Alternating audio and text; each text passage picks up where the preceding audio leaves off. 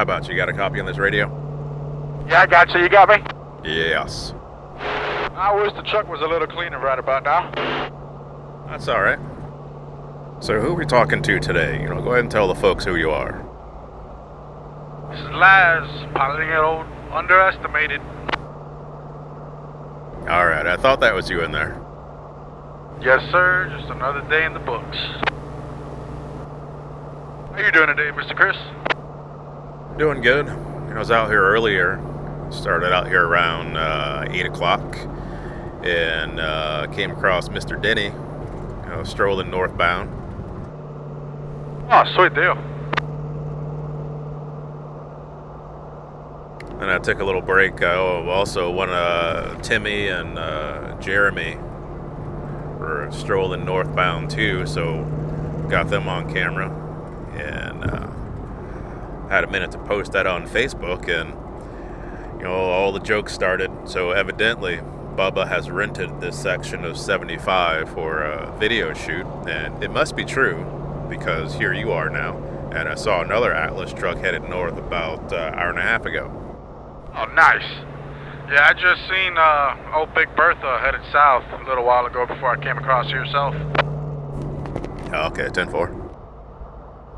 We got us a little pocket to work in here, so I'm going to throw a couple questions at you. I've seen you all the time. I've known you for a while. Never had the opportunity to, talk with you on camera or anything like that, but how long have you been trucking for? Well, Mr. Chris, it'll be 10 years in May. Been doing heavy haul since I first got my CDL. I was kind of operating a forklift in a warehouse, and I already had one child, and I had another one on the way, and figured driving a forklift wasn't going to cut it, and kind of put myself through the class and got my CDL, and a couple weeks later I was out trucking and learning the ropes of heavy haul, and been doing it ever since and fell in love with it. Why'd you choose heavy haul out of all the other trailer types and the different types of freight and stuff that you could pull? Why was heavy haul an attraction to you? Honestly, when I got my CDL, I wasn't really concerned about what I was pulling. I just wanted a shot. A lot of companies required 2 years with the insurance, or because of the insurance.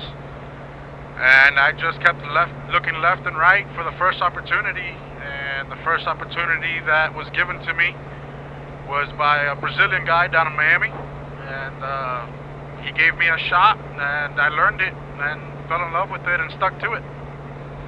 So to say that I've ever bumped a dock with a reefer or a dry van, I can't. I've never done it. At this point, if someone said that, hey, you gotta run this flatbed, hey, you gotta run this reefer or dry van. Flatbed maybe not so, that's just like what you're running now, just different height on the deck. But if someone said, hey, you gotta run this dry van for a couple months, what would be your thoughts? I mean, at this point, I'm not turning down money, If it pays, it pays. Let's roll. Let's get her done. But I will be looking for that lowboy back in a couple months. Yeah, I hear you. I'm going to go ahead and come to lane 1, or actually middle lane. Yes, sir. Go ahead.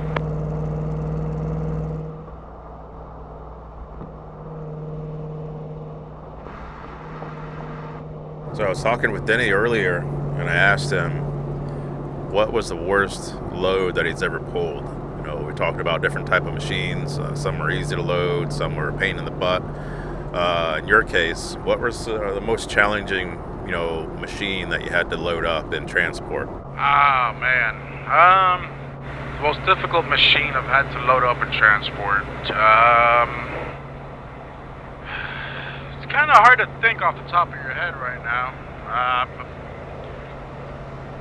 I'd say it's probably one of those discs that have those 5 brakes on it, and you got to back on with a tractor, but it also has a pivot point at the front, also including the pivot point on the tractor. Just getting it centered up, getting your make sure it's far over enough to counterbalance the disc on one side, and it's a very tight fit on the trailer. Literally, from front to end is tires are sitting on the front on one side, and the tires are barely on the trailer, on the rear of the trailer. I gotta say it's one of the top few.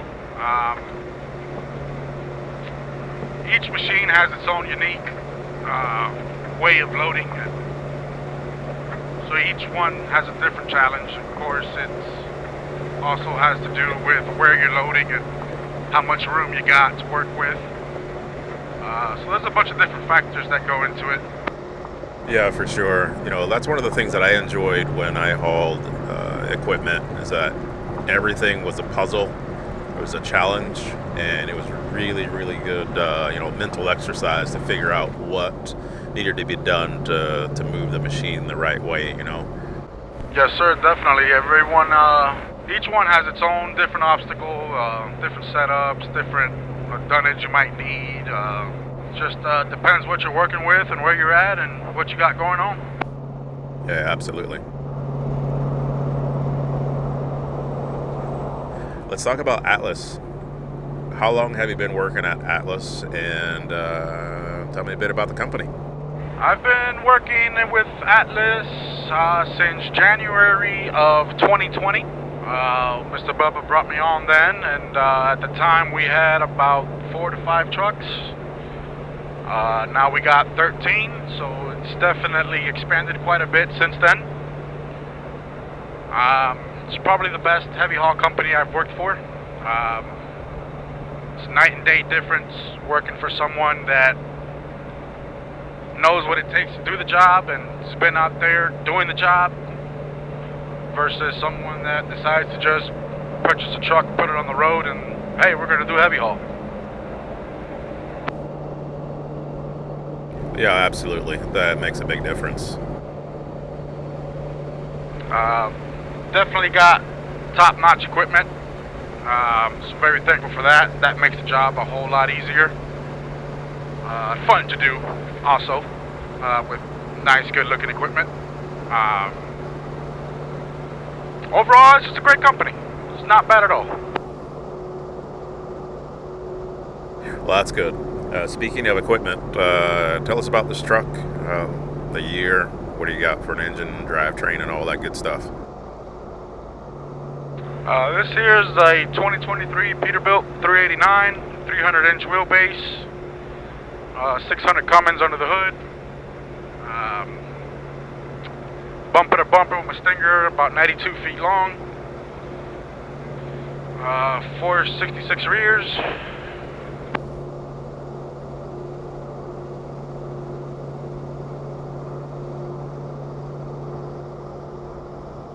How many miles you got on the clock there? As of the clock right now, we got about 268,000 miles. I got the truck with 2,000 miles on it. A little over 2 years ago, I want to say.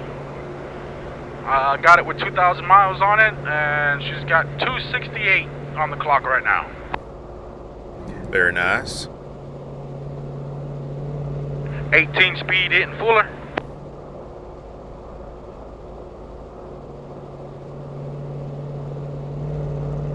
I know we don't have many hills around here, but it's still nice to have an 18 speed, to really split gears and manage weight and all that kind of stuff,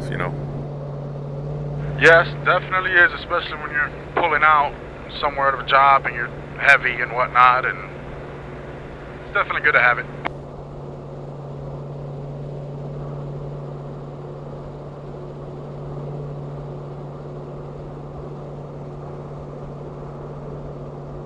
What's your advice on someone that wants to get into heavy haul and, even just starting to study? What's your advice there? The willingness to learn and have an open mind to take different advice from different individuals that you may come across. If it's something you really want to do, stick to it.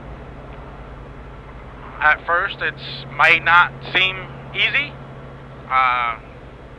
because you're not sure as to where to go or what to start or what you're doing, but the more you learn, the easier it'll get, the quicker you'll get. And if it's something you really want to do, just stick to it. Just write it out. It has its days, but in the end, you'll come out on top. Yeah, 10-4. And I know that other question, it was pretty similar to what I just asked you, so I appreciate you being able to modify your answers. No worries, Mr. Chris. You know, we'll make it work one way or the other. Same way we do with trucking, right? Yes, sir. All right, the name of the truck. Tell us about the name of the truck and why, if you happen to know the reason. This truck here, its name is Underestimated. I believe Mr. Bubba picked the name Underestimated. Has a meaning behind it from a past situation that I'm sure he went through.